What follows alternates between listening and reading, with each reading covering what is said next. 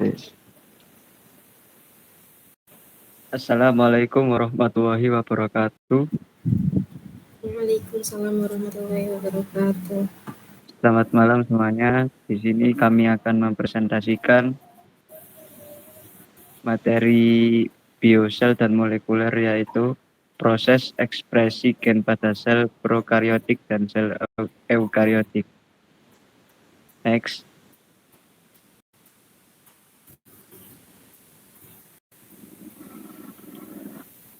Pertama-tama, ya, dari materi proses ekspresi gen pada sel prokaryotik dan sel eukaryotik ini adalah ada CPL atau capaian pembelajaran lulusan.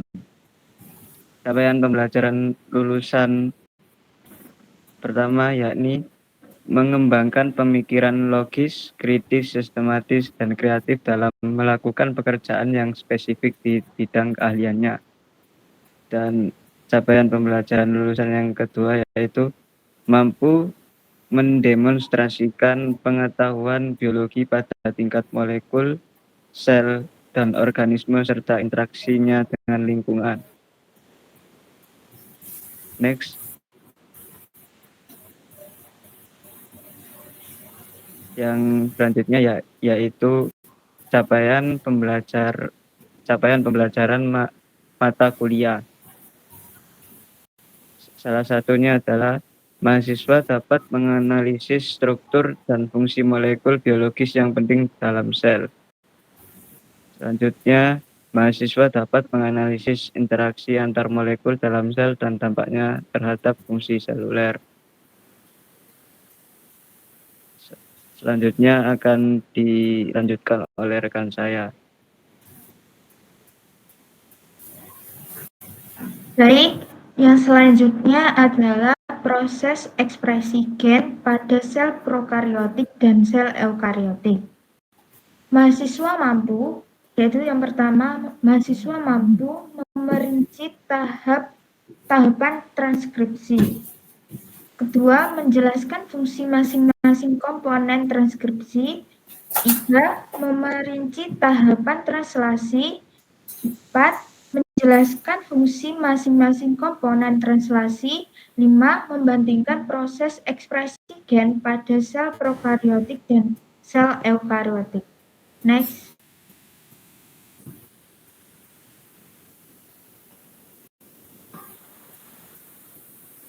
Selanjutnya, yaitu mahasiswa juga mampu untuk menjelaskan tahapan ekspresi gen, yaitu transkripsi dan translasi secara rinci, menjelaskan komponen-komponen penting pada proses transkripsi dan translasi serta fungsinya, melakukan perbandingan yang tepat antara proses ekspresi gen di prokaryotik dan eukaryotik, termasuk peran struktur dan regulasinya.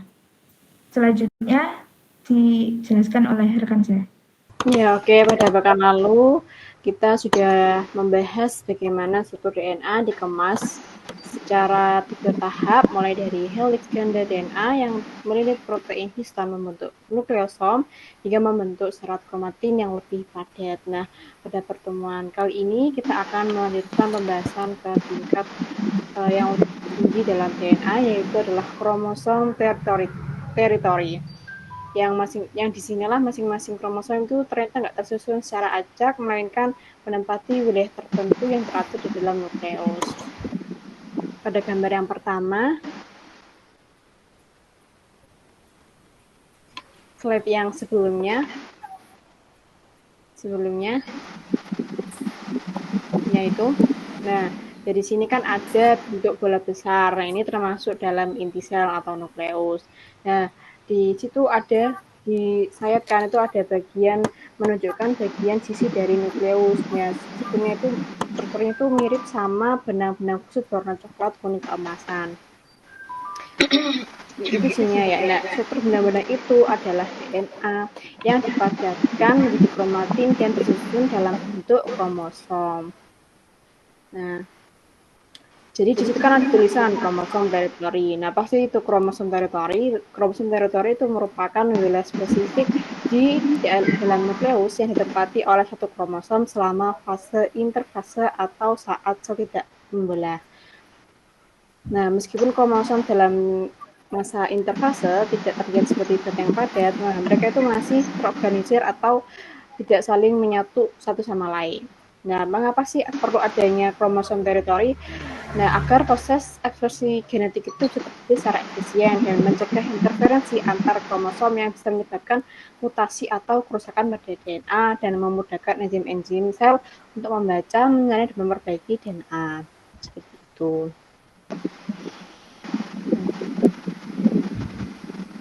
Untuk slide yang berikutnya,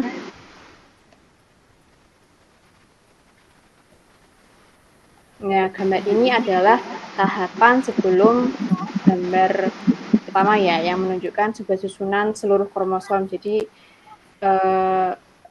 di dalam menunjukkan kromosom yang di dalam inti sel yang belum terlalu dipadatkan. Nah, itu terlihat adanya warna-warni yang menunjukkan perbedaan masing-masing dalam kromosom individu tersebut. Ini menegaskan bahwa meskipun nggak tampak seperti batang kromosom, tapi DNA itu tetap terorganisasi rapi pada saat interfase. Seperti bisa next slide.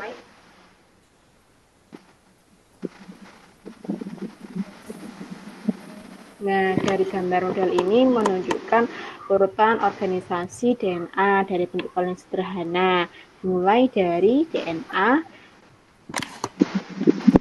double helix ya, untayan ganda dari DNA tersebut lalu melilit protein histone yang membentuk nukleosom yang terlihat pada gambar terlihat seperti manik-manik.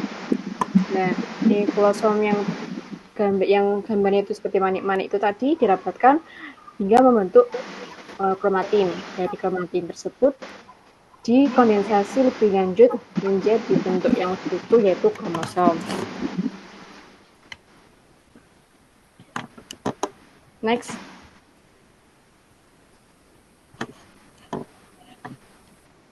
Nah, tadi kesimpulan dari gambar yang sebelumnya ya, sama saja penjelasannya. Jadi DNA itu tidak hanya terlarut begitu saja, namun disusun secara tingkat organisir. Jadi dari yang namanya DNA double helix, kemudian ada nukleosom, kemudian ada kromatin. Dari kromatin membentuk kromosom yang lebih padat. Next.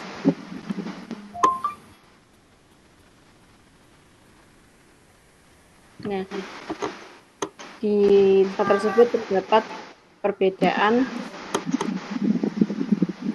tabel perbedaan antara eukariotik dan prokariotik yang meliputi aspek dari lokasi materi genetik, dari bentuk DNA utama, dari jumlah kromosom, struktur DNA, dari plasmid, organel pengandung DNA, replikasi DNA, transkripsi dan translasi, introns, dan pengemasan DNA pada masing-masing sel eukariotik dan sel prokariotik.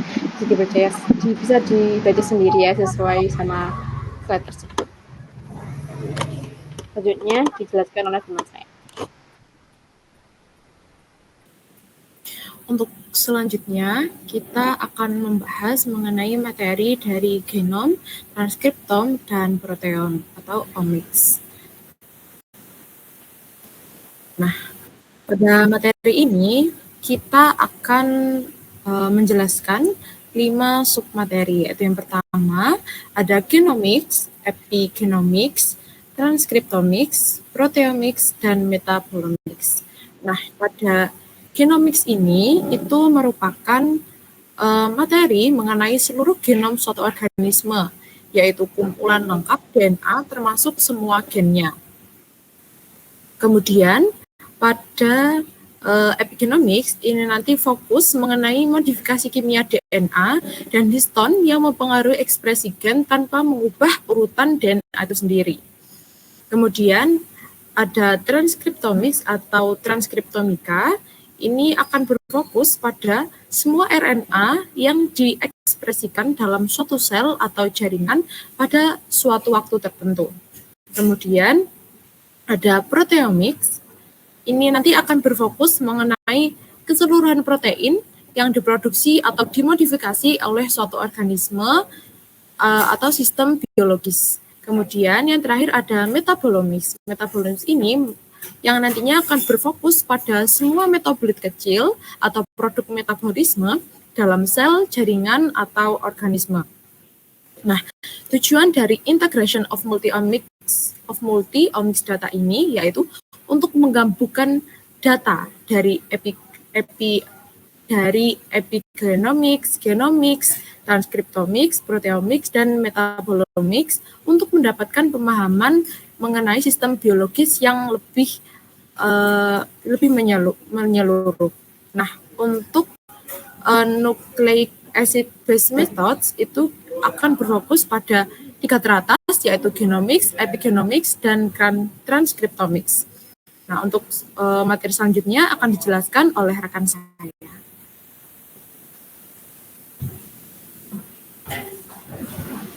Baik, selanjutnya yaitu genomika atau genomics. Next.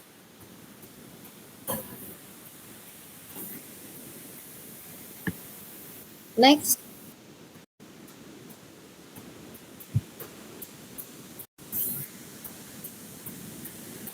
Next slide. Untuk genomika atau genomics yaitu genom adalah seluruh instruksi DNA yang dapat ditemukan dalam sebuah sel. Pada manusia, genom sendiri terdiri dari atas 23 pasang kromosom yang tersimpan di dalam nukleus pada sel tumbuhan. Genom nuklear terdiri atas kurang lebih 3.200.000 nukleotida atau DNA dan terbagi menjadi 24 molekul linier. Next.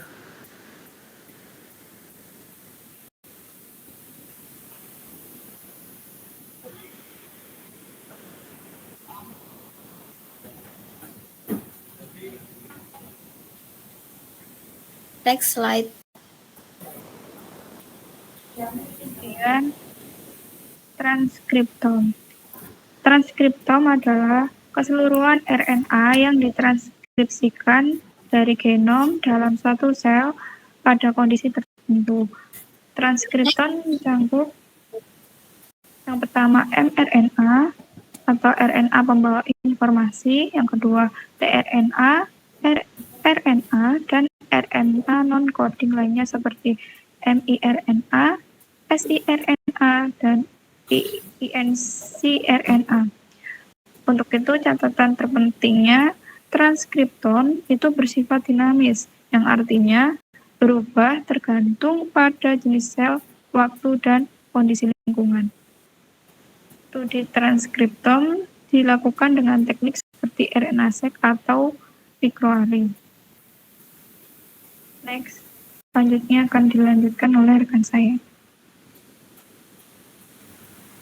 Selanjutnya merupakan proteomik. Next.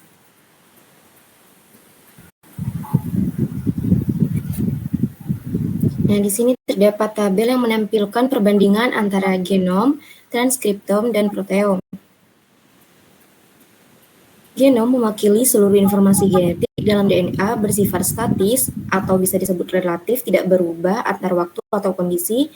Studi dilakukan dengan whole genome sequencing, dan transkriptom semua RNA yang ditranskripsikan dari genom dalam kondisi tertentu bersifat dinamis tergantung jenis sel, siklus hidup, dan atau rangsangan eksternal.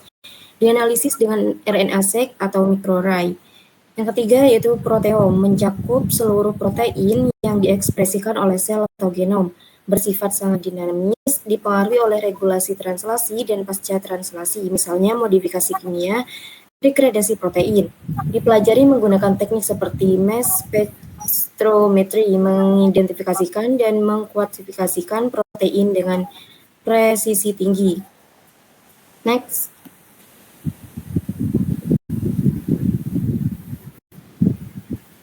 Nah, pada gambar tersebut merupakan Presentasi visual dari sel sebagai sumber utama ekspresi genetik, tempat ketiga lapisan informasi ini, termasuk genom, transkriptom, dan proteom berlangsung.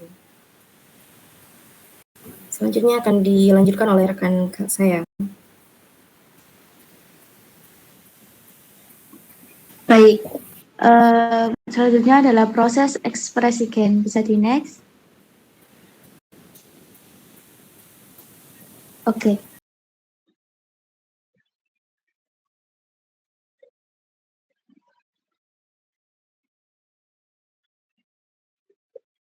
Baik, dari video ini dijelaskan bagaimana tubuh membentuk sebuah protein. Protein sendiri ini terdiri dari rantai asam amino. Selanjutnya adalah perakitan asam amino ini menjadi protein melalui dua tahapan, yakni transkripsi yang terjadi di nukleus dan translasi yang terjadi di sitoplasma.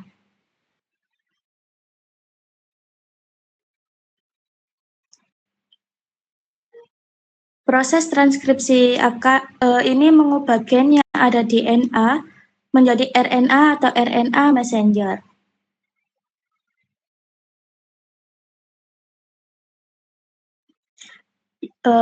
Seperti yang kita tahu, DNA mengandung nukleotida yang berisi dari basa nitrogen, yakni timin yang bergandengan dengan adenin, dan guanin yang bergandengan dengan sitosin. Basa nitrogen DNA ATGC. Proses transkripsi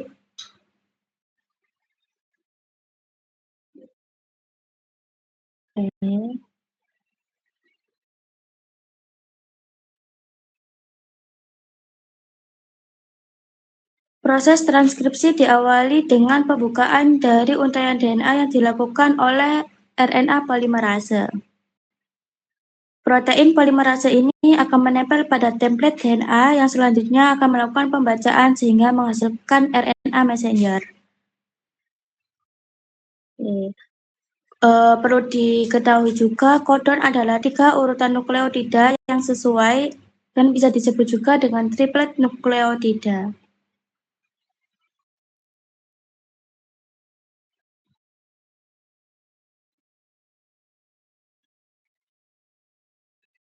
Basa nitrogen yang ada di RNA adalah AUGC, yakni timin pada di DNA digantikan dengan urasil pada RNA.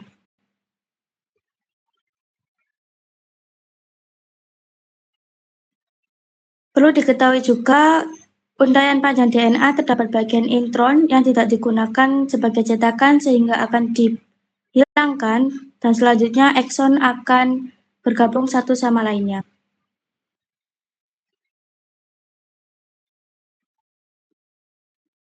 Selanjutnya adalah mRNA akan keluar dari dalam nukleus menuju ke sitoplasma. Proses ini disebut dengan translasi, yakni proses di mana mRNA akan dirakit menjadi sebuah protein. mRNA akan dibaca oleh ribosom yang ada di dalam sitoplasma dengan menempel pada mRNA. Proses ini akan dimulai pada saat adanya start codon, dan selanjutnya stop codon akan diterjemahkan pada akhirnya akan berhenti di codon stop. Ribosom akan membaca setiap codon tersebut dan memberi sinyal pada tRNA untuk menerjemahkan mRNA sehingga menjadi rantai asam amino yang selanjutnya akan menjadi sebuah protein.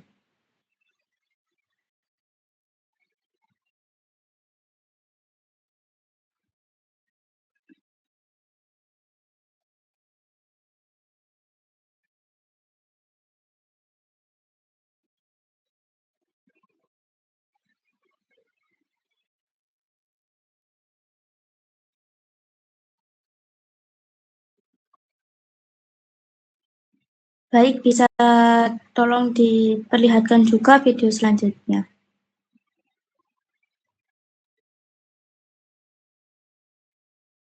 Oke, dalam video ini akan dijelaskan bagaimana proses DNA menjadi protein.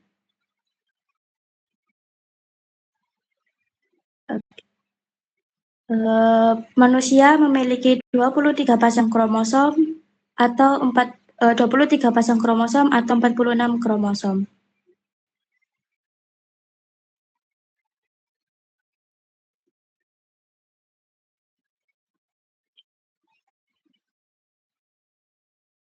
Dan di setiap kromosom itu mengandung untaian panjang DNA sehingga dapat disebutkan bahwa kromosom adalah pemampatan dari untaian panjang dari DNA. Kromosom ini untaian panjang tadi terkandung juga protein yang disebut histon yang membuat untaian panjang DNA bisa dimampatkan menjadi kromosom. Di dalam DNA seperti yang kita tahu itu ada gen yang berisi petunjuk untuk membuat protein. Setelah gen tadi diaktifkan, maka enzim yang disebut RNA polimerase akan menempel pada gen yang nantinya akan membuka untaian helix dari DNA. Selanjutnya proses pembacaan DNA menjadi messenger RNA dan disebut dengan proses transkripsi. Sebelum dilakukannya pembacaan tersebut, perlu adanya penghapusan dan penambahan bagian dari RNA. Selanjutnya, messenger RNA akan bergerak keluar dari inti menuju ke sitoplasma. Proses ini akan dilanjutkan oleh proses translasi.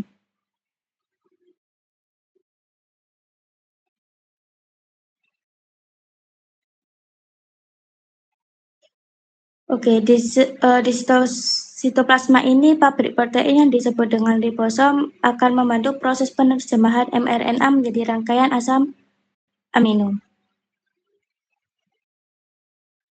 Ribosom ini akan membaca kode mRNA dan menggabungkannya dengan tRNA yang membawa asam amino ke dalam dan terbentuklah rantai asam amino yang nantinya bisa menjadi sebuah protein. Pembacaan mRNA ini berlangsung langsung dimulai dengan 3 nukleotida yang disebut dengan kodon. Proses ini diawali dengan start kodon dan diakhiri dengan stop kodon.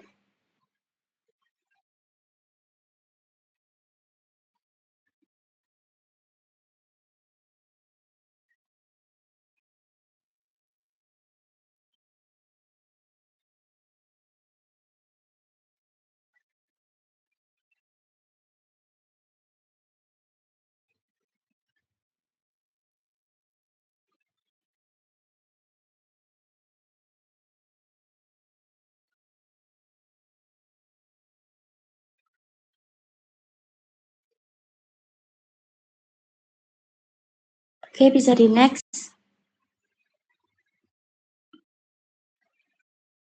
Bisa di next lagi.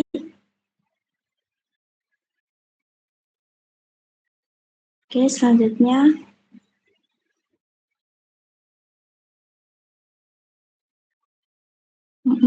Bisa di next. Oke. Gambar ini menunjukkan sebelumnya baik. Gambar ini menunjukkan interaksi mRNA dengan ribosom dan tRNA. Setiap tRNA memiliki antikodon dan membawa satu asam amino.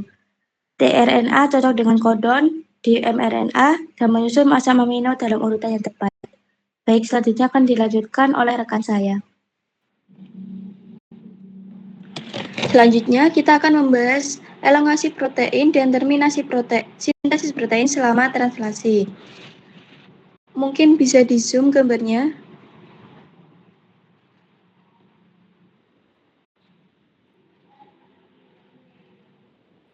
Baik, untuk yang pertama, tertera nomor 1 di situ merupakan proses inisiasi, yaitu mRNA menempel pada subunit kecil ribosom.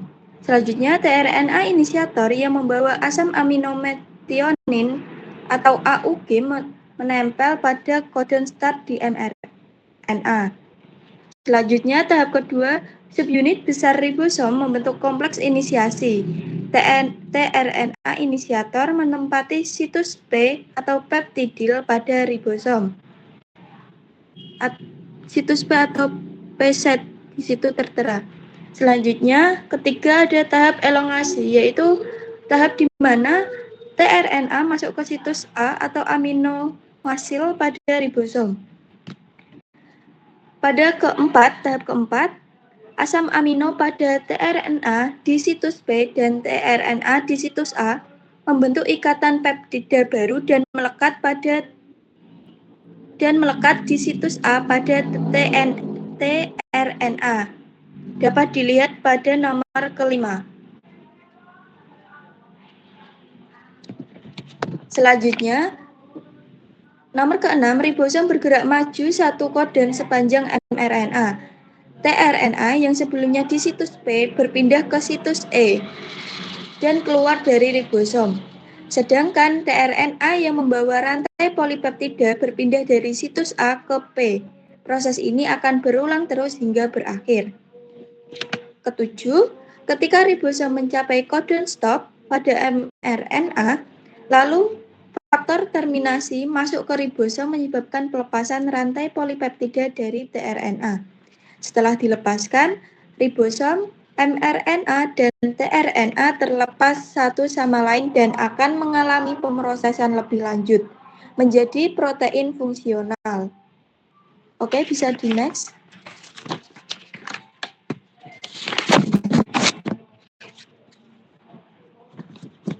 Proses ekspresi gen antara sel prokariotik versus sel eukariotik. Sini akan membahas perbedaan antara keduanya. Pada prokariotik, yaitu tidak memiliki inti sel, sehingga DNA-nya terdapat di sitoplasma langsung. mRNA ditranskripsi di sitoplasma dan segera ditranslasikan oleh ribosom menjadi protein. Proses translasi dan skripsi bersamaan berlangsung di lokasi yang sama. Sedangkan eukariotik yaitu memiliki inti sel yang memisahkan DNA dari sitoplasma.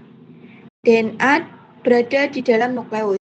mRNA ditranskripsi dalam nukleus sebagai pre-mRNA. Kemudian diproses menjadi mRNA matang atau mature mRNA, kemudian keluar dari nukleus dan menuju ribosom di sitoplasma untuk ditranslasikan menjadi protein. Di sini, proses translasi dan transkripsi terjadi di tempat yang berbeda, bisa dilihat pada gambar. Untuk selanjutnya, berikutnya, next. Transkripsi antara prokariotik dan eukariotik. Pada prokariotik yang pertama yaitu pembentukan kompleks promotor atau dinamakan dengan proses inisiasi, yaitu RNA polimerase mengenali dan menempel pada daerah promotor DNA membentuk kompleks promotor tertutup. Selanjutnya yaitu pembentukan kompleks promotor terbuka. RNA polimerase membuka heliks ganda di sekitar promotor sehingga membentuk promotor terbuka dan siap terjadi proses sintesis RNA. Selanjutnya yaitu proses elongasi, yaitu penggabungan beberapa nukleotida pertama terhadap untaian DNA cetakan. Setelah itu terjadi pelepasan promotor, yaitu setelah beberapa nukleotida pertama disintesis, RNA polimerase meninggalkan daerah promotor dan melanjutkan elongasi sepanjang gen. Dan tahap ini merupakan tahap terminasi, di mana yang berarti proses transkripsi akan berakhir ketika RNA polimerase mencapai terminator di DNA. Selanjutnya transkripsi pada eukariotik, yaitu kromosom DNA pada kromosom mengandung intron dan ekson. Intron yaitu bagian yang tidak dikodekan, sedangkan ekson bagian yang dikodekan. Selanjutnya terjadi transkripsi yang menghasilkan pre-mRNA. Selanjutnya terjadi splicing untuk membuang intron dari pre-mRNA sehingga menghasilkan mRNA. Selanjutnya mRNA tersebut akan ditranslasikan menjadi protein. Sudah, bisa di next. Dan akan dilanjutkan oleh rekan saya.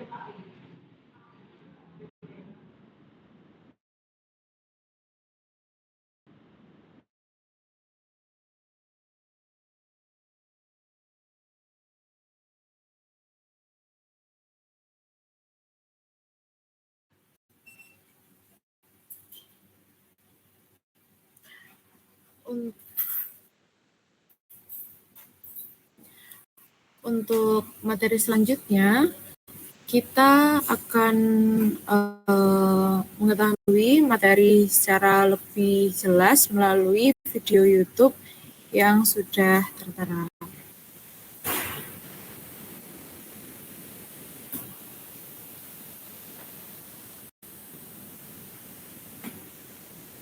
Nah, di sini the classical view dari DNA.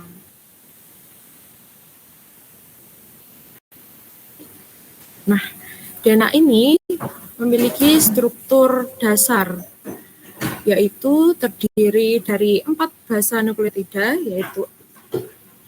yaitu adenin, sitosin, guanin, dan timin, yang secara berpasangan membentuk rantai panjang DNA yang melilit protein histon membentuk nukleosom.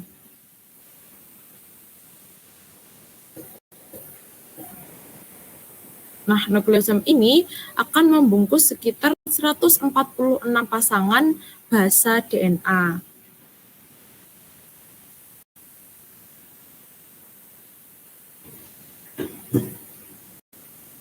Nah, nukleosom itu tidak tersusun secara simetris dan teratur, melainkan membentuk kelompok-kelompok kecil yang disebut dengan nukleosom clusters atau genggaman nukleosom.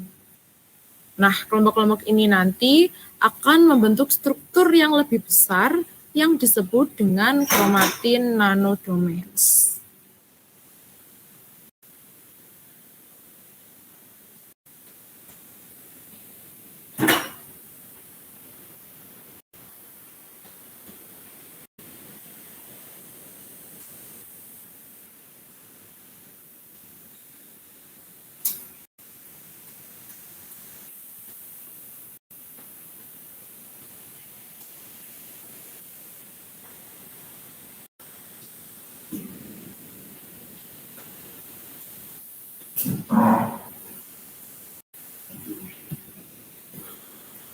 Nah, ini akan membentuk seperti ini. Nah, ini disebut dengan chromatin nanodomains. Ini yang disebut dengan chromatin nanodomains tersebut. Nah, kemudian selanjutnya itu ada TAD atau topologically associating domains. Nah, ini merupakan domain asosiatif yang berukuran sekitar 1 megabase DNA. Nah, TAD ini terbentuk melalui mekanisme loop extrusion yang melibatkan protein, kohesin, dan CTCF. Nah, kohesin ini akan mendorong pembentukan loop DNA sampai bertemu dengan batas yang ditandai oleh CTCF yang menghentikan proses ekstrusi loop tersebut. Nah, TAD ini kemudian akan mengelompokkan gen-gen tertentu secara lokal.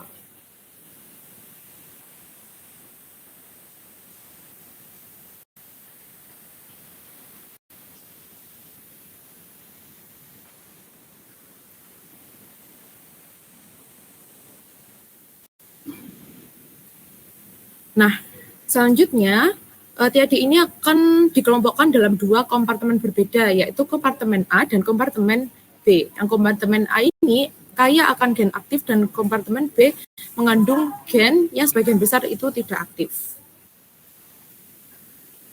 Nah, kemudian pada tingkat tertinggi, seluruh kromosom akan menempati wilayah khusus dalam inti sel yang disebut teritori kromosom yang memiliki interaksi minimal dengan kromosom lain. Baik, sekian terima kasih yang dapat kami sampaikan. Kurang lebihnya mohon maaf. Wassalamualaikum warahmatullahi wabarakatuh.